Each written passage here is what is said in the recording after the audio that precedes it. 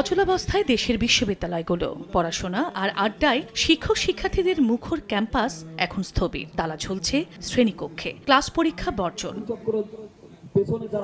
Pension scheme প্রত্যয় বাতিলের দাবিতে শিক্ষকদের সর্বাত্মক কর্মবিরতি চলছে বিশ্ববিদ্যালয় প্রাঙ্গণে। সারা দেশের শিক্ষক কর্মকর্তা কর্মচারী সোচ্চার ছিলেন দ্বিতীয় দিনের মতো।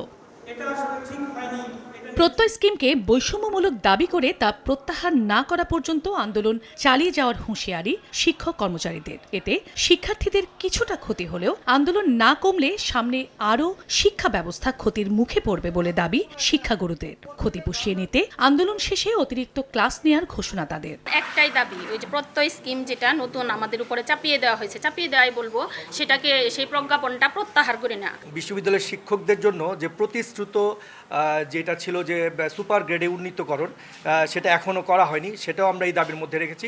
নগদের কাছে সব গ্রাহকই প্রিয়, তাই তো সারা দেশে ক্যাশ আউট চার্জ সবচেয়ে কম। শিক্ষকদের যে মর্যাদা ছিল সেখান থেকে তার মর্যাদাকে আরও বাড়িয়ে না দিয়ে তাকে আরও অবনমিত করলো। যতদিন না পর্যন্ত আমাদের সেই দাবি আদায় না হবে আমরা এভাবে কর্মসূচি পালন করে যাব। আমাদের ক্লাস পরীক্ষা বন্ধ রয়েছে, যে কারণে আমরা পিছিয়ে পড়ছি। এখন আমরা শেষ সন্ধানে পড়ে যাব যদি অনির্দিষ্টকালের জন্য বন্ধ হয়। শিক্ষকদের কর্মবিরতির ফলে ডিন অফিস বন্ধ আছে, ডিন অফিস বন্ধ থাকলে বিশ্ববিদ্যালয়ে কোনো ধরনের ভর্তি কার্যক্রম হয় না। অবশ্য নতুন কর্মসূচি চালু করতে অনড় জাতীয় পেনশন কর্তৃপক্ষ।